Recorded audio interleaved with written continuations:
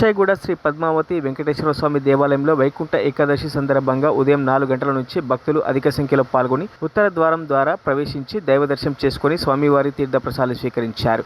ఈ సందర్భంగా భక్తులు మాట్లాడుతూ ఈ పవిత్రమైన రోజు స్వామివారిని దర్శించుకోవడం చాలా ఆనందంగా ఉందన్నారు. భక్తులకు ఎలాంటి ఇబ్బందులు కలగకుండా ఆలయ అధికారులు మరియు ఆలయ సిబ్బంది అన్ని రకాల ఏర్పాట్లు చేసినట్టు ఆలయ చైర్మన్ శ్రీనివాస్ గౌడ్ తెలిపారు.